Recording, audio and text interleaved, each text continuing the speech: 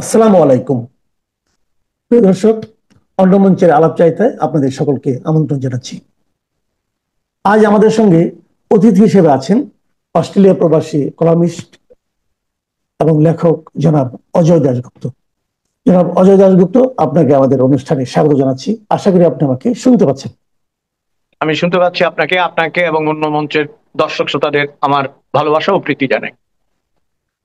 অজয় দা, আমাদের দেশের যে বর্তমান রাজনৈতিক অবস্থা, যদিও আপনি সবই জানেন, দূরে থেকে আসলে বেশি জানা যায়। তো আমরা যারা কাছে আছি, আমরা তো ঘটনার ভেতরে থেকে অনেক সময় বুঝতে পারি না। তো কতগুলি জিনিস এই মুহূর্তে খুব আলোচিত হচ্ছে, যেমন এটা জুলাই মাস। গত জুলাই মাসেই কিন্তু আন্দোলনটা শুরু হয়েছিল। বলতে গেলে, সেভাবে বলতে গেলে, যে আন্দোলনের 1 বছর আমরা ধরতে পারি। এর মধ্যে কতগুলি বিষয় নিয়ে বেশ আলোচনা হচ্ছে, যেমন জুলাই একটা তারা ডিক্লারেশন প্রোক্লেমেশন করতে চাচ্ছে। এটা নিয়ে সরকার করতে পারবে কি পারবে না। এর মধ্যে আবার দেখলাম যে এনসিপির নেতা নাহিদ ইসলাম বলছে এই সরকারের উপর তারা আর ভরসা করতে পারছে না, এবং অগাস্টে তারা নিজেরাই ঘোষণা করে দিবে। তো এটা তো নিজেদের ঘোষণা করার বিষয় নয়, এটা তো একটা সামগ্রিক আন্দোলন ছিল। কোনো একটা দল ঘোষণা করলে কেমন হবে, সরকার যখন ঘোষণা করবে তার সঙ্গে সবাই সম্পৃক্ত থাকবে কি থাকবে না, সেটাও তো একটা আলোচনার বিষয়। এই জুলাই প্রোক্লেমেশনে যেটা হচ্ছে, তারপরে আপনার আরেকটা জিনিস, যে রাজনৈতিক মত তৈরি করা সংস্কার বিষয়ে আমরা দেখছি কেবল মিটিং হচ্ছে মিটিং হচ্ছে, তাতেও কোনো ফল হয়তো আসছে না। তো এটা তো একটা বাস্তবতায় দাঁড়িয়ে আপনার কি মনে হচ্ছে আমাদের দেশের রাজনীতি আসলে সামনের দিকে কেমন যাচ্ছে? আহ শুরুতেই আপনি একটা গুরুত্বপূর্ণ বিষয় উপস্থাপন করেছেন। তার আগে আমি একটা কথা বলতে চাই, পৃথিবীতে আপনি আমাকে আফ্রিকারও একটা দেশের নাম বলতে পারবেন না যেখানে ক্ষমতায় থাকা একজন মানুষ একটা ম্যাগাজিন নিয়ে, এবং সেই ম্যাগাজিন ধরা পড়লো ওহ, আপনার এয়ারপোর্টে, নির্বিঘ্নে পার হয়ে গেল সহকারীকে দিয়ে। এখন তাহলে সিকিউরিটির প্রয়োজন কি? এবং আমি আরেকটা জিনিস, আমি গণমাধ্যমকে ধরেন, আমরা দীর্ঘ সময় ধরে গণমাধ্যমের সাথে আছি। আপনি তোয়াব ভাইয়ের অধীনে কাজ করেছেন, আমি তোয়াব ভাইয়ের অধীনে লেখালেখি করেছি, বজলুর রহমানের অধীনে লিখেছি, আহমেদুল কবিরের অধীনে লিখেছি।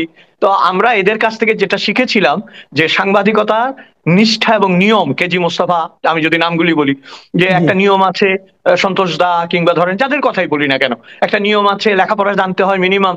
আমাদের সাংবাদিকরা দেখলাম ম্যাগজিন এবং ম্যাগাজিনের তফাৎ বোঝে না। আমি প্রথম ভেবেছিলাম ও বোধহয় কোনো ম্যাগাজিন নিয়ে যাওয়ার সময় ধরা পড়েছে। পরে বুঝলাম it was a magazine, it's not magazine, right? এবং দেখেন, যেটা মুশকিল, যেটা আশ্চর্যের বিষয়, সেটা হচ্ছে এটা নিয়ে কেউ কোনো কথা বলছে না। এবং আপনি যেটা বললেন যে প্রোক্লেমেশন তো দূরের কথা, স্বরাষ্ট্র উপদেষ্টা বাচ্চা ছেলের মতো বলছে যে মোবাইল এবং কি যেন নিতে চশমা গিয়ে এটা না চশমা নিয়ে, চশমা। হ্যাঁ, চশমা, এটা না হ্যাঁ। নিতে গিয়ে এটা, এটা না নিতে গিয়ে এটা। এই জন্য আমি স্যাটায়ার করে বলেছি যে চাটগায় একটা কথা আছে, গুড়া খাওয়ার মতো আচার খন, মানে বাচ্চা ছেলের পেশাবে আচার খাওয়া। বুঝতে পেরেছেন? তো এটা তো অনেকটা তাই হয়ে গেল না? এটার তো একটা ডিক্লারেশন প্রয়োজন ছিল যে কেন এটা ঘটেছে এবং ভবিষ্যতে এটা ঘটবে না। এটার থেকে আপনি, তার যারা ফলোয়ার, তার যারা, তাকে যারা পীর মানে, তারা যে উৎসাহিত হবে না তার গ্যারান্টি আপনি কোথায় পেলেন? এবং আরেকটা জিনিস হচ্ছে, এটা তো নিশ্চিত হয়ে গেল যে নিয়ে যাওয়াও যেতে পারে, আবার ধরা পড়লে দিয়েও চলে যাওয়া যেতে পারে। তাকে তো জিজ্ঞাসাবাদও করা হলো না। তাহলে আপনি কোনো কিছু না। আইনের মুখোমুখি, হ্যাঁ, আইনের মুখোমুখি তো সবাইকে হতে হবে, তাই না? না, একটা জিনিস আপনি খেয়াল করেন, আপনি যে পয়েন্টগুলো ধরেছেন এগুলো না আমি নিজে কথা বলেছি। মানে একটা জিনিস হলো কি, উনি যখন ওনার প্রোটোকল অফিসারকে দিয়ে গেলেন, উনি তো সেটাও পারেন না। অস্ত্র জি। কিন্তু আপনার একান্ত ব্যক্তিগত, আপনি কাউকে দিয়ে দিতে পারবেন না, কারোর কাছে হস্তান্তর করতে পারবেন না। তো উনি, আর অস্ত্রটা কি, গুলিটাও কিন্তু অস্ত্রের পার্ট। হ্যাঁ। অবশ্যই। তো উনি যেটা পারেন না। আবার 2 নম্বর হলো, অস্ত্র আইনের নিয়মই আছে, যখন আপনি কোনো একটা অস্ত্র আপনার আপনার লাইসেন্স থাকবে, আপনি যখন দেশের বাইরে যাবেন তখন ওটাকে আপনার মালখানায় জমা দিয়ে যেতে হবে। যেতে হবে, এক্স্যাক্টলি। উনি এটা ঘরে রেখে গেছেন। মানে, এবং আপনি যে কথাটা বললেন খুব একটা গুরুত্বপূর্ণ কথা, কিন্তু যে একজন লোক স্বরাষ্ট্র মন্ত্রণালয়ের দায়িত্বপ্রাপ্ত ব্যক্তি, উনি আবার একজন লেফটেন্যান্ট জেনারেল ছিলেন, অবসরপ্রাপ্ত এখন। তো একজন লেফটেন্যান্ট জেনারেলের কথা আপনি শুনেন, মানে এটা একটু আপনার পিছনে, কেমন মনে হয়? একটু পিছনে যান, promoted by Sheikh Hasina as a general. এবং আপনার এই, এখন প্রশ্ন হচ্ছে, তিনি প্রায় এগুলো বলছেন। এবং আমার কেন জি। জানি কি মনে হচ্ছে জানেন, এটা হচ্ছে জি। বালসুলভ চপলতা। এটারও একটা ক্যারিশমা আছে, কিন্তু উনি ওইটার ইয়েটা ভোগ করতেছেন, ওইটার আশীর্বাদটা উনি ভোগ করছেন। উনি, হি shows that he is innocent, but he knows, উনি জানেন আসলে। আমরা এই আলোচনা থেকে দূরে গিয়ে ওইখানে আসি, আপনি যেটা বলছিলেন যে জি। জুলাইয়ের জি। ইয়ে। জি প্লিজ। হ্যাঁ। দেখেন, জুলাইয়ের এগুলো কিছুই হবে না। হবে না, কারণ আপনার তো বেসমেন্টটা আগে দরকার না? আপনি একটা বাড়ি বানালে আগে তো ভিত্তিটা দরকার। কোন ভিত্তির উপর এই বিপ্লব হলো, কোন ভিত্তির উপর আসলেই বিপ্লব হয়েছে কিনা, এগুলিই যেখানে আপনি স্থির করতে পারছেন না, সেখানে প্রোক্লামেশন হলেও কি না হলেও কি। এবং দেখেন, যে কথাটা বলতে বলতে আপনারা ক্লান্ত হয়ে গেছেন, আমরাও বাইরের থেকে দেখছি যে আলী রিয়াজকে কোথা থেকে নিয়ে গিয়ে সংস্কারের একটা বিশাল দায়িত্ব চাপিয়ে দেওয়া হয়েছে। এখন হুম। হচ্ছে সংবিধানই থাকবে না, পুরো সংবিধানই না থাকার একটা সম্ভাবনা নাকি দেখা দিয়েছে। তাহলে আপনি কিসের প্রোক্লামেশন, কিসের উপর ভিত্তি করে আপনি কথা বলছেন? আমি প্রতিবারই আপনার সাথে কথা বললে যেটা বলি যে দেখেন, একটা গল্প আছে না আমাদের দেশে, যে এক ভদ্রলোক ব্যক্তিগত নিরাপত্তার জন্য কামান চেয়েছিল। তো জি। ওসি তাকে ডেকে বলছে যে আপনি কামান চাচ্ছেন কেন ভাই? কামান কেউ চায় ব্যক্তিগত নিরাপত্তার জন্য। হুম। বলছে গত বছর আমার ছেলের বিয়েতে 25 কেজি চিনি চেয়েছিলাম, আপনি কেটে হুম। দিয়েছেন 5 কেজি। তা আমি ভাবলাম যদি কামান চাই অ্যাটলিস্ট একটা পিস্তল পাবো, তাই না? এখন এখন প্রশ্ন হচ্ছে আপনার, এরা যে কি করছে, কিসের, আপনি আমাকে বলেন যে জুলাই স্মারকটা কিসের, কিসের এটা, মানে এটার ভিত্তিতে কি হবে? এরকম গণ অভ্যুত্থান পৃথিবীর বিভিন্ন দেশে হয়েছে কিন্তু। এবং আপনারা হুম। যাকে হুম। হটিয়েছেন, আমার কাছে বারবারই যেটা মনে হচ্ছে যে জিনিসটা আমরা আর দেখতে চাই না বলে এটাকে মনে মনে করা হয়েছিল যে এটা ঘটেছে, এবং এটাকে সমর্থন করেছে অনেকে। আমরাও অন্তর্গতভাবে চেয়েছি যে অচলায়তনের অবসান হোক, একনায়কতন্ত্রের অবসান হোক, কিন্তু আপনারা আবার সেই রূপেই ফিরে আসছেন। এবং এগুলো কি আপনার বলছে যে নতুন বাংলাদেশ, আপনি দেখেছেন নিশ্চয়ই, পরে বোধহয় দিবসটা বোধহয় না পালানোরও সিদ্ধান্ত হয়েছে। এরা তো নিকট মাঝখানে ইতিহাস, এরা তো মাঝখানে নিকট একটা ইতিহাসও জানে না। রাইট, মাঝখানে তারা একটা শব্দ খুব মানে একদম শুরুর দিকে আমরা শুনলাম যে নতুন রাজনৈতিক বন্দোবস্ত। এক বছরে কিন্তু আমি বুঝতে পারি নাই বন্দোবস্তটা কিসের, কিসের নতুন রাজনৈতিক বন্দোবস্ত। আচ্ছা, নতুন রাজনৈতিক বন্দোবস্ত, আমি ইতিহাসের ভালো ছাত্র ছিলাম, লর্ড কর্নওয়ালিসের চিরস্থায়ী বন্দোবস্ত টিকে নাই। ওইটার নাম ছিল চিরস্থায়ী বন্দোবস্ত। মানে চিরস্থায়ী বন্দোবস্ত জীবনের জন্য অ্যাবলিউশড হয়ে গেল, মানে অবসলিউট হয়ে গেছে। আর আপনি এই বন্দোবস্ত টিকবে? আপনার মাথা খারাপ। আর একটা কথা শুনেন, যে কথাটা আপনি বলেন এবং অনেকে জি বলে, জি জি জি বাংলাদেশে আওয়ামী লীগ হচ্ছে তৃণমূল পর্যায়ের একটা দল। আমরা জি সমর্থন করি বা না করি, এই বাংলাদেশ নামটি, বাংলাদেশের মুক্তিযুদ্ধ এবং ইতিহাস আওয়ামী লীগের হাত ধরে বড় হয়েছে, জন্ম হয়েছে। আওয়ামী জি লীগের যারা নিরীহ কর্মী আছে মাঠে গ্রামে গঞ্জে, আমি তো সবসময় একটা কথা বলি, এটা লিডারশিপটা ছিল অপদার্থ, যে কারণে জি আজকে এই পরিণতি ভোগ করতে হচ্ছে। কিন্তু জি। প্রতি গ্রামে প্রতি মহল্লায় 2 জন লোক আছে যে আওয়ামী লীগের জন্য প্রাণ দিতে পারে, যেটা আর কোনো দলের নাই, বুঝছেন? রাইট। হুম তাহলে হুম হুম এই হুম। দলটাকে, মানে আপনার রিকনসিলিয়েশনের কথা বলছে, জামাতের সাথে রিকনসিলিয়েশন করা হয় নাই বলে আস্ফালন করছে, খেদ করছে, দুঃখ করছে, কিন্তু আওয়ামী লীগের সাথে রিকনসিলিয়েশনের কথা বলছে না। আরে আওয়ামী লীগের নেতৃত্বকে বাদ দিয়েই তো রিকনসিলিয়েশন করতে হবে, তাই না? রাইট পুরনো রাইট। নেতৃত্ব যে পাপ আপনি গ্রামে গঞ্জে ওয়ার্ডের যারা আওয়ামী লীগ, যুবলীগ, ছাত্রলীগ, মাত্রলীগ এগুলি করে, ওরা তো 10 টাকা কামাইছে হয়তো, কিন্তু তাকে আপনি টার্গেট করছেন কেন? আপনি তো আসল লোকদের একজনকেও টার্গেট করতে পারেন নাই। আসাদুজ্জামান খান কামালও নাই, ওবায়দুল কাদেরও নাই, কেউ নাই। আপনি ধরেছেন কাদেরকে? একেবারে নিরীহ প্রান্তিক মানুষজনকে। এখানে একটা কথা ভুলে যাওয়ার আগে বলি, আপনি প্রোক্লেমেশন দিয়ে কি করবেন যে দেশে একজন নারীকে ধর্ষণ করে তার ভিডিও প্রচার করে দেওয়া হয়? আপনি খেয়াল করেন কিন্তু খুব এবং এই সেটা ঘটনাগুলো। আপনার ওইটা কিন্তু মেইন স্ট্রিম মিডিয়াতে প্রচার হয়েছে। নয়া জি, দেখেন তো, তাদের এক্সক্লুসিভ হিসেবে এটা প্রচার করেছে একটা মেইন জি, স্ট্রিম মিডিয়া, সেই মিডিয়া নিয়ে কেউ কিছু বললো না। ওই একদম। মিডিয়া তো পরে থেকে বন্ধ হয়ে যাওয়া উচিত ছিল। এবং আপনার এটা তো অনৈতিক, এবং মানে সাংবাদিকতার যে কোনো আইনের পরিপন্থী এটা, তাই না?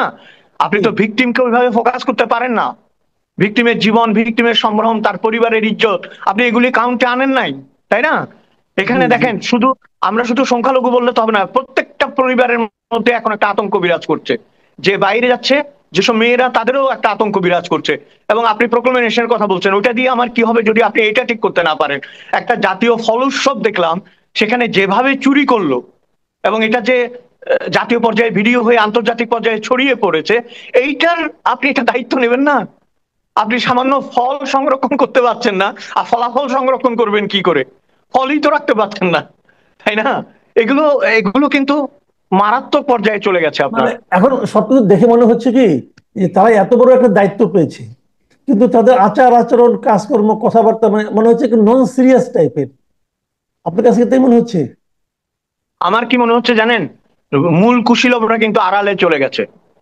আমি নাম উল্লেখ করতে চাচ্ছি না, উপদেষ্টাদের অনেককেই আপনি আর দেখবেন না এখন ফোকাসে। এটাও হুম। ইচ্ছাকৃত, কিন্তু তারা তাদের ঘর গোছাচ্ছে এবং তারা তাদের কাজ করছে। সামনে যাদের ঠেলে দিয়েছে তারা হচ্ছে অর্বাচীন, এবং তারা প্রগল্ভ, এবং তারা খানিকটা মূর্খ। এই জন্য তারা যা মনে আসছে তাই বলছে।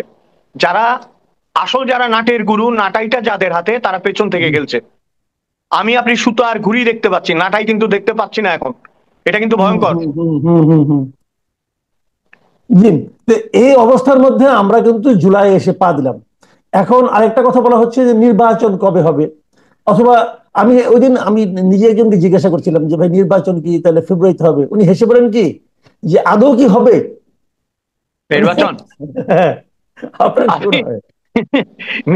বাংলাদেশে আপনি আমাকে বলেন, হাতে গোনা 2-3টা নির্বাচন ছাড়া আর কোন নির্বাচন কি আসলে নির্বাচন হয়েছে? এবং এই নির্বাচন যদি হয়ও, আমি মনে করি না যে হবে না, হয়তো হবে চাপে, বিভিন্ন চাপে, আন্তর্জাতিক চাপে, লোক দেখানোর জন্য, ইন্টারন্যাশনাল কমিউনিটিকে বুঝ দেওয়ার জন্য, তারপরে ধরেন আর্থিক সহায়তা পাওয়ার জন্য, নানা কারণে we may have a election. কবে হবে এই গ্যারান্টি কেউ দেবে না। আপনারা কিন্তু, মানে আপনি নন, সকলেই আমরা একটা জিনিস ভুল করছি। ইউনূস সাহেব কিন্তু ইলেকশন কবে দেবে এই কথা বলে নাই। উনি না, সাবজেক্ট টু দ্য এখনো ক্লিয়ার কন্ডিশন। করে নাই। হ্যাঁ, এখনো হ্যাঁ, ক্লিয়ার উনি করে নাই। সাবজেক্ট টু দ্য কন্ডিশন, এইটা হলে এইটা হবে, এইটা হলে এইটা হবে, সংস্কার হলে হবে। তো সংস্কার কবে হবে কে জানে? হ্যাঁ, একটা লোক যে আমেরিকা থেকে এসছে এবং তিনি যে আমাদের দেশের ঘাড়ের উপর বসে আছে আজকে কতদিন, তাই না? হুম। আজকে কতদিন একজন রাষ্ট্রীয় মেহমান, ইংরেজিতে একটা কথা আছে, every guest after 3 days smell like fish. মাছের মতো গন্ধ ছড়ায় 3-4 দিন পরে। তো আমাদের এই অতিথি এই মেহমান তো যাচ্ছে না ভাই। ঠিক আছে, হুম। এখন আমরা এই জায়গা থেকে কি করে উত্তরণ পাবো? এবং সোজা কথা কি জানেন, একটু কাজের কথায় আসি, দেখেন হিউমার তো করছি, আমরা একটা কাজের কথা বলি।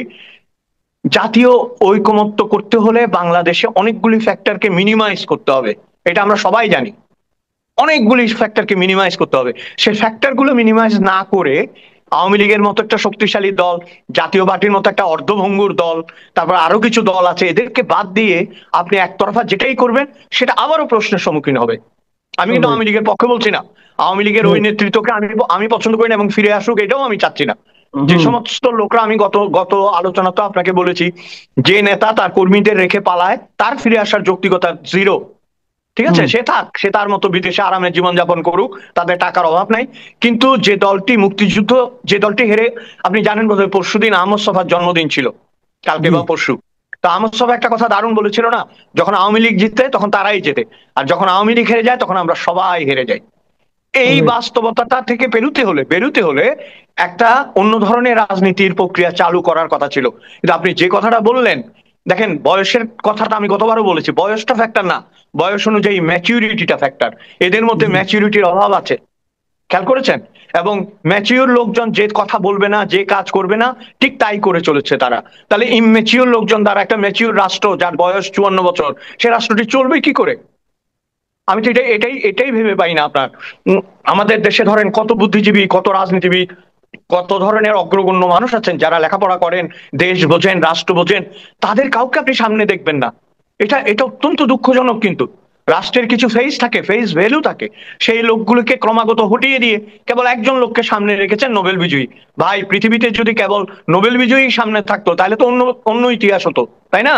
নোবেল তো রাইট। নানা কারণে মানুষ পেতেই পারে, Nobel nothing but a prize only, তাই না? রাইট। রবীন্দ্রনাথ তো 1913 সালে নোবেল পেয়েছেন, রবীন্দ্রনাথ তো কংগ্রেসের সভাপতি হন নাই, তাই না? রবীন্দ্রনাথ তো ভারতবর্ষ পরিচালনা করতে চান নাই, তাই না? রবীন্দ্রনাথের শান্তিনিকেতন নিয়েছিলেন। আপনার রাইট। নোবেল, আমরা মাথা নত করে স্বীকার করি, প্রথম পদ্মাবারের বাঙালি আপনি নোবেল পেয়েছেন। কিন্তু এখন যে কাজগুলো ঘটছে সেটা নোবেল এবং আপনাকে জিরো করে দিচ্ছে। এটা তো বুঝতে হবে, তাই না? জিরো হয়ে গেছে, now it goes to be minus only. তার অনেকে আগেই তো অনেকে সাবধান হতে হবে। আপনি এটা শুনেছেন কিনা জানি না, আমাদের এখানে অনেকে কিন্তু এমন ধরনের কথা বলে যে নোবেল আপনার মিয়ানমারে যে নোবেল আহত হয়েছে আর আমাদের এখানে এখন নিহত হচ্ছে। এটা মন্দ বলে নাই, আমাদের এখানে নিহতই হয়ে গেছে। এবং শুধু ইয়ে নয়, আপনার দেখেন, মানুষের যারা নোবেল পায়, আমি তার প্রতি শ্রদ্ধা রেখেই বলছি, তাদের আচার আচরণ কথাবার্তার মধ্যে কিন্তু ওজস্বতা থাকে, শুধু হুম। ব্যবসা থাকে না। ও, আপনার একটা তেজ থাকে, কথার মধ্যে একটা অনুপ্রেরণা থাকে, ঐক্যের একটা ব্যাপার থাকে। হ্যাঁ, আপনি হুম। মিষ্টি করে হাসলেন এবং চুপ করে থাকলেন, এটাতে আসলে আমি জানি না, এটাতে আমার কথা হচ্ছে এটা রাষ্ট্র পরিচালনার জন্য এর কোনো প্রয়োজন নেই। আপনাকে কোথাও কোথাও দৃঢ় হতেই হবে। যারা রাষ্ট্র পরিচালনা করেছেন এবং যারা পারেননি, দেখেন, না হুম। পেরেও কিন্তু নেলসন ম্যান্ডেলা একজন হিরো। তিনি রাষ্ট্র পরিচালনা করতে পারেননি, সরকার পরিচালনা করতে পারেননি, কিন্তু he is a national hero. কারণ তিনি জানতেন কখন নিতে হবে, কখন ছেড়ে দিতে হবে। আমাদের রাইট। দেশে রাইট। কখন নিতে হবে এটা জানে, ছেড়ে দিতে হবে কেউ জানে না এটা। ছাড়ার কথা কেউ বলে না। না, এবং যতক্ষণ পর্যন্ত তাকে তাড়ানো না হয় সে যায় না। এটা একটা মানে অদ্ভুত জিনিস কিন্তু। উনি কাজটা যে পারছেন না এটাও বুঝছেন না। বুঝলেও বলছেন না। হ্যাঁ, বুঝছেন না হয়তো টের পাচ্ছেন, কিন্তু বলছেন না। হ্যাঁ, এবং এই না বলাটাই যে বলছিলাম না আপনার যে মানে নোবেল বিজয়ীদের অনেক বক্তব্য আছে যেগুলি উদ্ধৃত করলে সোজ হয়ে যাবে, সেই রকম উদ্ধৃতিও তো পাচ্ছি না আমরা।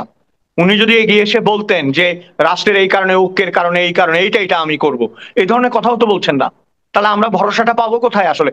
আমি একটা কথা আপনাকে বলতে চাই, আমাদের তো সময় সংক্ষিপ্ত, আমি একটা কথা বলতে চাই যে হ্যাঁ, আমরা পজিটিভ একদম শেষ বাংলাদেশ, পর্যায়ে চলে আসছি। হ্যাঁ, আমরা দ্য একদম শেষ পজিটিভ পর্যায়ে, হ্যাঁ। Bangladesh is too much needed now. আমি কাদের জন্য ভাবি জানেন? আমাদের জীবন কিন্তু আমরা যাপন করে ফেলেছি। জি। আমাদের জীবন আমরা যাপন করেছি, আমরা অনেক ইতিহাসের সাক্ষী। আমরা 75-এর সাক্ষী, আমরা আপনার নানা ধরনের অগণতান্ত্রিকতার বিরুদ্ধে ঐক্যের সাক্ষী, বাংলাদেশের উন্নতির সাক্ষী, বাংলাদেশের ক্রিকেটের সাক্ষী, অনেক কিছু সাক্ষী আমরা।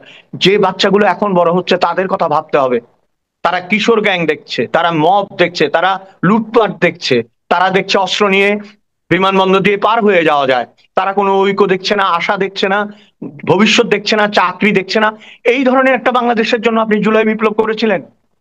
যে বিপ্লবী আপনি করেন, আপনি মানুষকে তো একটা ডেস্টিনেশন, একটা পথ, একটা গন্তব্যের কথা বলবেন।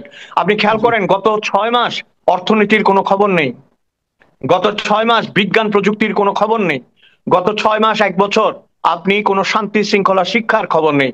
আপনি শুধু একে হটাবো, ওকে হটাবো, আমার এই সংস্কার, আমার এটা। This is not the way Bangladesh. আমার মনে হয় না বাংলাদেশ এটা ডিজার্ভ করে। বাংলাদেশের মেহনতি মানুষ, শিক্ষিত মানুষ, অর্ধশিক্ষিত মানুষ, গরিব মানুষ, দরিদ্র মানুষ, এরা এটা ডিজার্ভ করে না। এদেরও ভালো থাকার অধিকার আছে, এবং ভালো থাকার অধিকারের জন্যই মুক্তিযুদ্ধ হয়েছিল। এখন শেষ করার আগে যেটা বলতে চাই, যারা জি। মুক্তিযুদ্ধই স্বীকার করে না, তারা মুক্তিযুদ্ধের বাংলাদেশকে ভালোবাসবে কি করে, এগিয়ে নেবেই বা কি করে? অনেক ধন্যবাদ, অনেক ধন্যবাদ জনাব অজয় দাশগুপ্ত।